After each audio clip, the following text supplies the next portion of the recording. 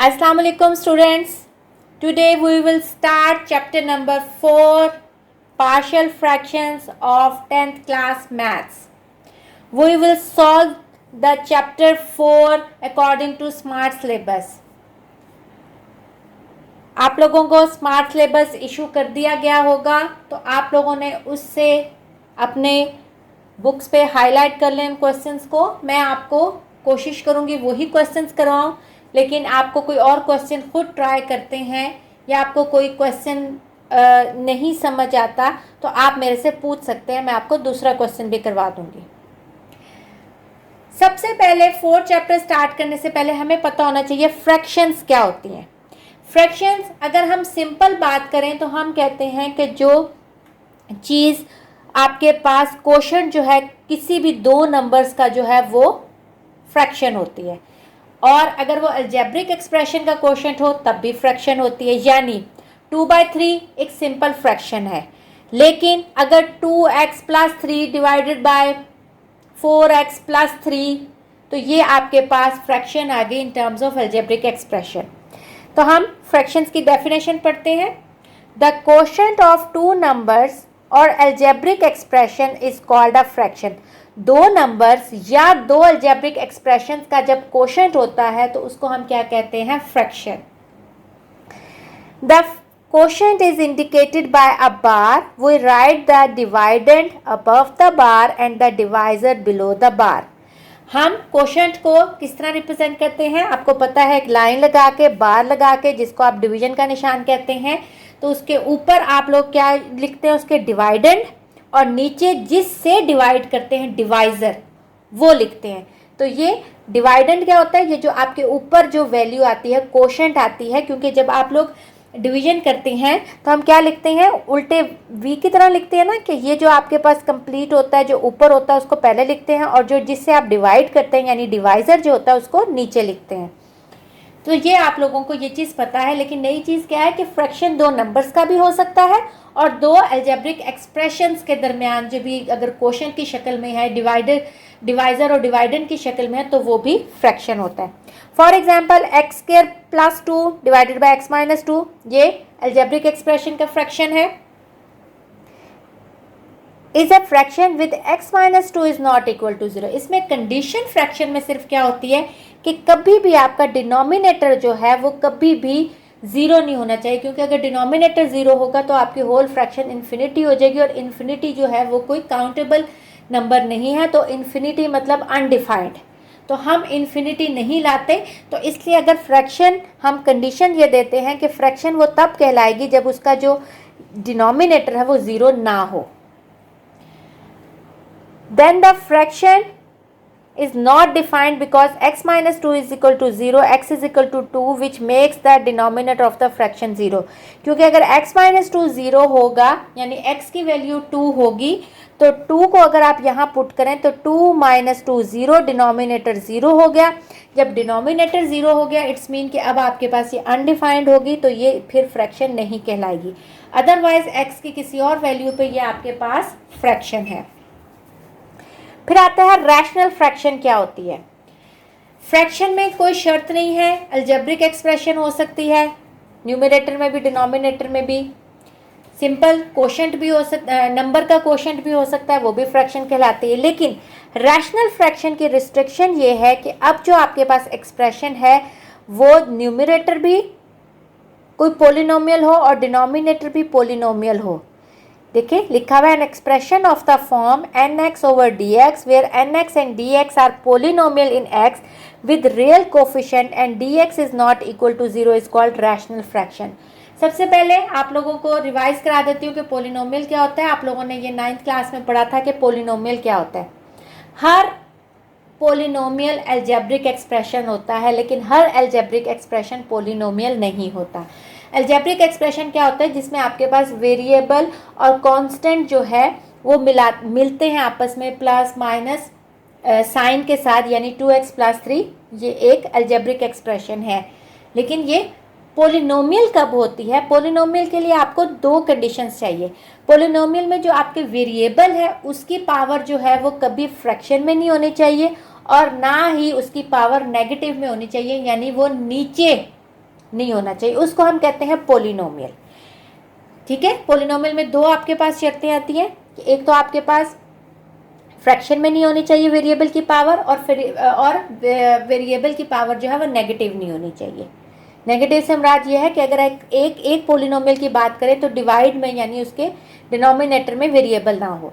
लेकिन जहाँ तक रैशनल फ्रैक्शन की बात आती है तो रैशनल फ्रैक्शन वो होता है जिसमें आपके पास न्यूमरेटर में भी एक पोलिनोमियल हो और डिनोमिनेटर में भी पोलिनोमियल हो।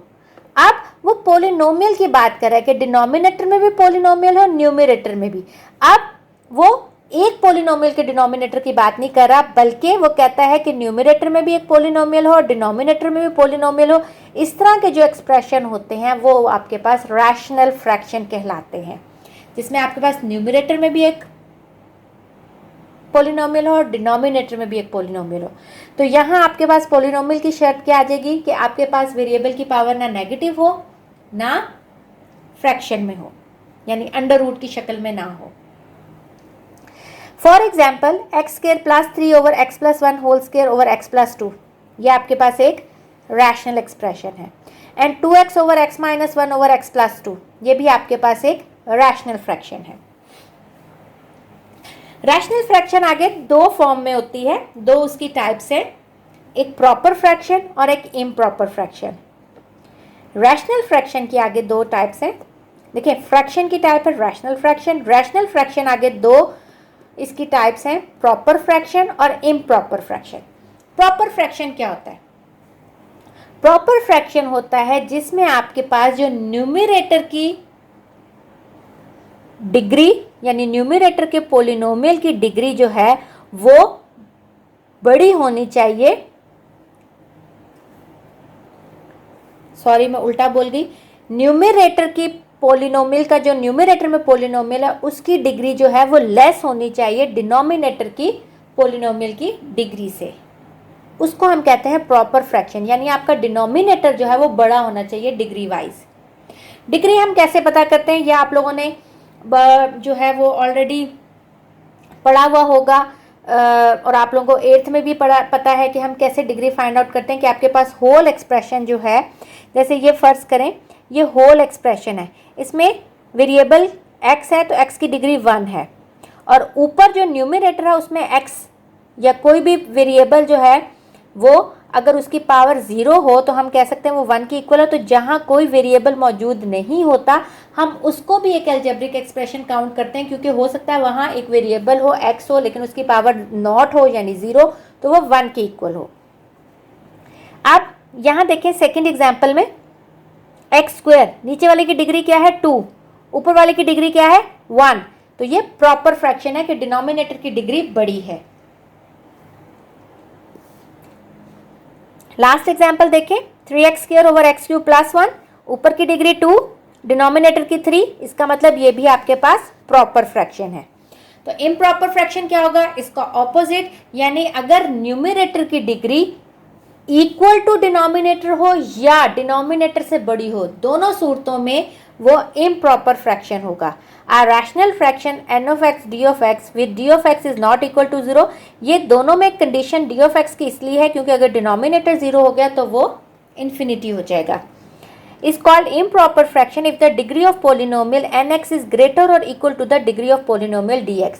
अगर न्यूमरेटर की डिग्री बड़ी हो या बराबर हो डिनोमिनेटर की, दोनों सूरतों में वो इम्प्रॉपर फ्रैक्शन होगा। फॉर एग्जाम्पल ये पहली देखें, 5x ओवर एक्स प्लस 2, ऊपर में भी वेरिएबल की पावर 1 नीचे भी 1, इसका मतलब बराबर है, ये इम्प्रॉपर फ्रैक्शन है। सेकेंड एग्जाम्पल देखें, 3x स्क्वायर प्लस 2 और नीचे आपके पास क्या है x square plus 7x plus 12। तो आप देखें ऊपर भी आपके पास 2 है नीचे भी 2 है, ठीक है। हम हाईएस्ट डिग्री को काउंट करते हैं। अगर ये x स्क्वायर ना होता, खाली 7x होता, तो नीचे की डिग्री फिर 1 होती। हम एडिशन में अगर दो टर्म्स ऐड हो रही हों तो हम देखते हैं सबसे हाईएस्ट पावर किसकी है, और अगर दो वेरिएबल्स आपस में मल्टीप्लाई हो रहे हों तो हम उनकी पावर को ऐड करके वो फिर उसकी डिग्री होती है। यानी फर्स्ट करें यहाँ एक्स स्क्वायर के साथ अगर y होता तो इसकी पूरे की डिग्री मिला के 3 हो जानी थी, फिर यह प्रॉपर फ्रैक्शन होना था। ये जब हम क्वेश्चंस करेंगे तो वहाँ आपको मैं ज़्यादा डिटेल से बताऊंगी कि हम ये किस तरह प्रॉपर फ्रैक्शन और किस तरह ये इम्प्रॉपर फ्रैक्शन है, और अगर आपके पास इम्प्रॉपर फ्रैक्शन है तो आप उसको कैसे प्रॉपर फ्रैक्शन में कन्वर्ट कर सकते हैं। लास्ट एग्जाम्पल है 6x4 over x cube plus 1। देखिए ऊपर की पावर 4 और नीचे की पावर 3, न्यूमरेटर की डिग्री बड़ी है डिनोमिनेटर से, इट्स मीन कि ये आपके पास इम्प्रॉपर फ्रैक्शन है। पेज नंबर 76 पे एक एक्टिविटी है, separate proper and improper fraction. आपने ये जो आपको फ्रैक्शंस दी हुई हैं इसमें से प्रॉपर और इम्प्रॉपर सेपरेट करनी है। पहली वैल्यू देखें, x square plus x plus 1 over x square plus 2। ऊपर की डिग्री 2, मैक्सिमम डिग्री ऊपर 2 है, नीचे की डिग्री भी 2, तो इसका मतलब ये आपके पास इम्प्रॉपर फ्रैक्शन है। सेकंड देखें, ऊपर की x की पावर 1 और नीचे देखें ये दोनों आपस में मल्टीप्लाई हो रहे हैं। मैंने आपको कहा था जब मल्टीप्लाई हो तो हम मल्टीप्लाई करके पावर देखते हैं। अगर आप इसको इमेजिनरी आपस अपने दिमाग में मल्टीप्लाई करें तो आपको पता है जब x से मल्टीप्लाई होगा तो x स्क्वायर बनेगा। x स्क्वायर का मतलब है x की जो डिग्री है वो 2 है और ऊपर की डिग्री क्या है 1। इट्स मीन कि ये आपके पास प्रॉपर फ्रैक्शन है, डिनोमिनेटर की डिग्री बड़ी है। थर्ड वन देखें, x cube plus x square plus 1, ऊपर की मैक्सिमम डिग्री 3 है और नीचे की भी मैक्सिमम 3 है, इसका मतलब ये आपके पास इम्प्रॉपर फ्रैक्शन है। लास्ट वन देखें, ऊपर न्यूमरेटर की डिग्री 1 है और नीचे फिर ये दोनों मल्टीप्लाई हो रहे हैं। मल्टीप्लाई में आप देखें एक्स एक्स से मल्टीप्लाई होगा तो एक्स स्क्वायर होगा, तो इसका मतलब है ये इसकी डिग्री 2 है नीचे डिनोमिनेटर की, इसका मतलब ये आपके पास प्रॉपर फ्रैक्शन है। दूसरी एक्टिविटी है, convert the following improper fraction into proper fraction. Improper को हम प्रॉपर में कैसे करते हैं, हम उसको डिवाइड करके करते हैं, वो आगे मैं आपको जब क्वेश्चंस करवाऊंगी तो आपको कन्वर्जन जो है उसकी वो समझ आएगी। अब आते हैं एक्सरसाइज पे। एक्सरसाइज पे आने से पहले पेज नंबर 77 पे आपके पास एक आइडेंटिटी इक्वेशन की डेफिनेशन लिखी हुई है। आइडेंटिटी इक्वेशन क्या होती है ये आप लोगों ने 9th में भी की थी, मैं रिवाइज करवा देती हूँ। आइडेंटिटी इक्वेशन क्या होती है, जो आपकी इक्वेशन सेटिस्फाई करे for all the values of x. यानी आप एक्स की कोई भी वैल्यू रखें तो लेफ्ट हैंड साइड जब राइट हैंड साइड के इक्वल आएगी तो ऐसी इक्वेशंस को हम क्या कहते हैं, आइडेंटिटी इक्वेशन। जैसे कि आपके पास जो फॉर्मूलाज हैं, जैसे a plus B whole square is equal to A square plus 2ab plus B square, इस फॉर्मूले में आप a और b की कोई भी वैल्यू रखें, मतलब लेफ्ट हैंड साइड और राइट हैंड साइड पे तो सेम रखें, लेकिन वैसे a को 1 पुट करके देख लें, 10 पुट करके देख लें, 1000 माइनस में, तो ये आपकी left hand side right hand side के बराबर होगी। तो ऐसे इक्वेशंस को आप क्या कहते हैं, आइडेंटिटी इक्वेशन। डेफिनेशन देखते हैं, an identity is an equation which is satisfied by all the values of the variables involved। तो मैं वैल्यू ऑफ x की बात करते, अगर वेरिएबल x हो तो मैंने कहा था which is satisfied for all the value of x, लेकिन हो सकता है कोई और वेरिएबल हो, जैसे मैंने a और b वाला बताया। तो इसकी जनरल डेफिनेशन क्या होगी, an identity is an equation which is satisfied by all the values of the variable involve. यानी जो वेरिएबल उसके उस इक्वेशन में शामिल है वो तमाम वैल्यूज को लिए सेटिस्फाई होगा। ऐसी इक्वेशन को हम आइडेंटिटी इक्वेशन कहते हैं। फॉर एग्जाम्पल मैंने आपको फॉर्मूला की एग्जाम्पल दी, यहाँ देखें 2 into x plus 1 is equal to 2x plus 2। असल में अगर आप देखें तो 2 को अंदर मल्टीप्लाई करें तो ये इज इक्वल टू की दूसरी साइड बनती है, तो इसका मतलब है ये इसके बराबर होगी। इसको हम आइडेंटिटी कहते हैं। इसको आप किसी भी उसमें सेटिस्फाई करें, a को माइनस में भी रख के देख लें, 0 पॉजिटिव कोई भी वैल्यू रख के देखें, ये दूसरी साइड के बराबर होगी। दूसरा एग्जाम्पल है 2x स्क्वायर ओवर x। देखिए ये x इसकी नीचे पावर 1 है, ये ऊपर जाएगा तो -1 हो जाएगा, 2 - 1 इज इक्वल टू 2x। लेकिन अगर आप देखें तो ये आपकी left hand side right hand side के बराबर होगी for all the values of x। इसी तरह फॉर्मूलाज भी आप अप्लाई करके देख सकते हैं। Are identities as these equations are satisfied by all the values of x। इस तरह की इक्वेशन को हम आइडेंटिटी इक्वेशन कहते हैं क्योंकि ये सेटिस्फाई करती हैं for all the values of x। अब आते हैं हम एक्सरसाइज की तरफ। एक्सरसाइज नंबर 4.1, इसका क्वेश्चन नंबर 2 आपके स्मार्ट सिलेबस में शामिल है। हम क्वेश्चन नंबर 2 करते हैं, x - 11 और over x - 4 over into x plus 3। इसको करना क्या है, क्वेश्चन लिखा हुआ है रिजॉल्व इनटू पार्शियल फ्रैक्शंस। आपने इसको पार्शियल फ्रैक्शन में रिजॉल्व करता है। पार्शियल फ्रैक्शन क्या होता है, किसी भी फ्रैक्शन को उसके कंपोनेंट्स में डिवाइड करने को हम पार्शियल फ्रैक्शन कहते हैं।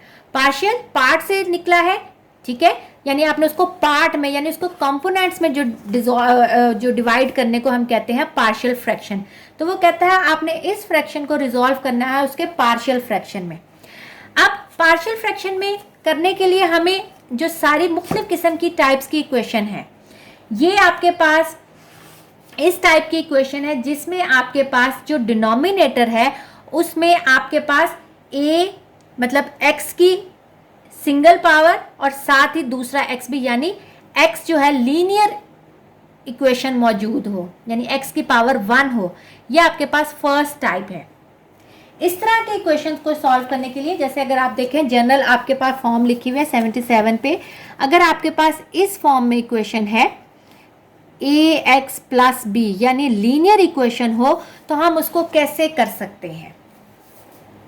सबसे पहले हम कहते हैं कि ये जो हमारे पास इक्वेशन है हम इसको रिजॉल्व कर रहे हैं किसी कांस्टेंट a डिवाइडेड बाय जो एक डिनोमिनेटर का एक पार्ट है ना, जो मल्टीप्लाई में एक पार्ट है वो नीचे लिखेंगे, plus b over x plus 3। अगर एक और पार्ट होता तो हम c ओवर वो वाला पार्ट लिख देते। हमने क्या किया, हमारे पास नीचे लीनियर इक्वेशन थी, हमने उसको क्या किया, उसको हमने पार्शियल फ्रैक्शन यानी उसके कंपोनेंट्स में डिवाइड किया। एक ये कंपोनेंट बन गया और एक ये कंपोनेंट बन गया। a और b कोई भी कांस्टेंट है जो ऊपर से आएगा, अभी हमें नहीं पता कि कौन सा किसके साथ है, तो इसलिए हमने उसकी जगह a और b लिख दिया। a और b की अब हम वैल्यू फाइंड आउट करेंगे, इस इक्वेशन में पुट करेंगे तो ये आपके पास रिजॉल्व हो जाएगी कंपोनेंट्स में। इसको मैं इक्वेशन 1 का नाम दे देती हूँ। ठीक है, अब हमने करना क्या है, इस इक्वेशन में आपने डिनोमिनेटर ख़त्म करना है। ठीक है, तो डिनोमिनेटर ख़त्म करने के लिए इस डिनोमिनेटर को हम मल्टीप्लाई करेंगे बोथ साइड। डिनोमिनेटर में क्या है, multiply x minus 4 x plus 3 on both sides of equation 1। तो हमारे पास क्या आएगा, दोनों साइड्स पे करना है तो ये x माइनस 11 है, x माइनस 4, ये पहला क्वेश्चन है बहुत डिटेल से करवा रही हूँ, x माइनस 4 x प्लस 3, ये लेफ्ट हैंड साइड पे मल्टीप्लाई हो गया, a x माइनस 4, इधर भी x minus 4 x plus 3 multiply होगा, इसका अगला part b over x plus 3, इसके साथ भी x माइनस 4 और x प्लस 3 मल्टीप्लाई होगा। हमने क्या किया, x माइनस 4 और x प्लस 3 को दोनों साइड्स में मल्टीप्लाई किया। यहाँ एक ही पार्ट था, इसके साथ आ गया, यहाँ दो पार्ट थे, इसके साथ अलहदा हुआ और इसके साथ अलहदा हुआ, क्योंकि प्लस माइनस का मतलब है वो पार्ट अलहदा है। ये देखें, ये पूरा इससे कट जाएगा, हमने डिनोमिनेटर ही ख़त्म करना था, ये इससे कट जाएगा, ये इससे कट जाएगा। आपके पास यहाँ क्या बचा, x माइनस 11, यहाँ बचा a x प्लस 3 और यहाँ बचा b x माइनस 4। अब देखें, ये आपके पास आइडेंटिटी इक्वेशन है, इसको अगर मैं इक्वेशन 2 का नाम दूँ, equation 2 is an identity equation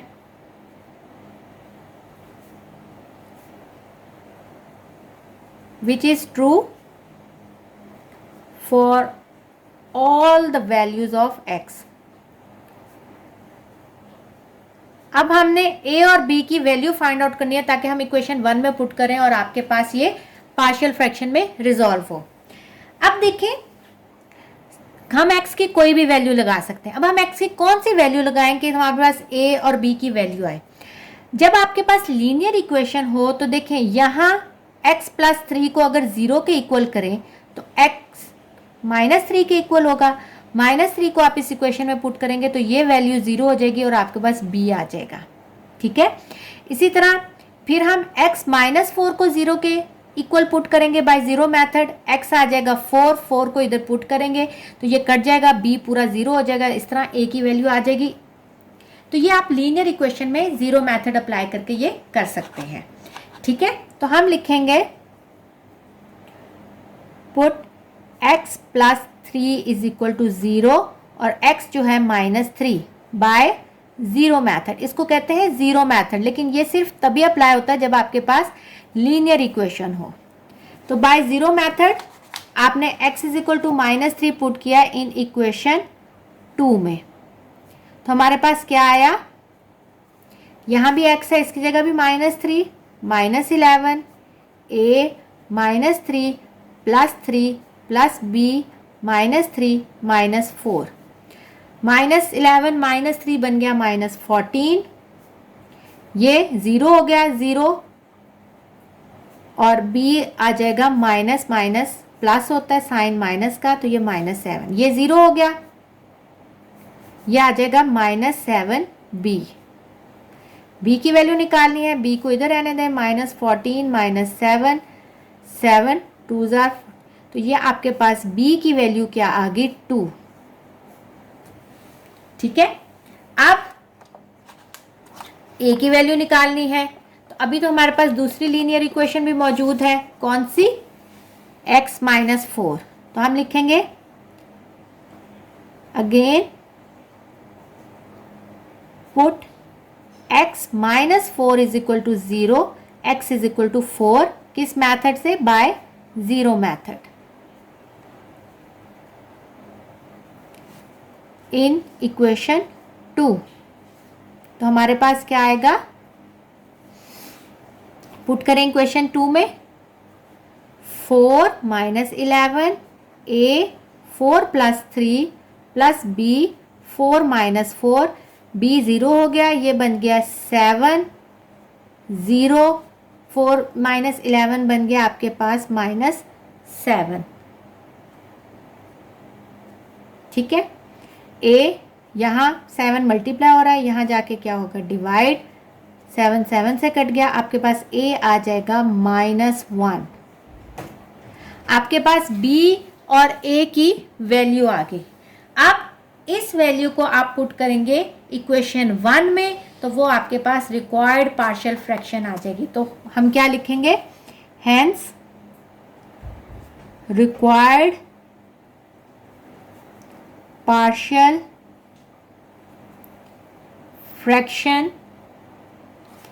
fractions are, जो आपके पास इक्वेशन 1 थी, x -11 over x -4 x +3, a की वैल्यू क्या आई थी, -1 ओवर x -4 +2 ओवर x +3, ये आपके पास रिक्वायर्ड पार्शियल फ्रैक्शन है।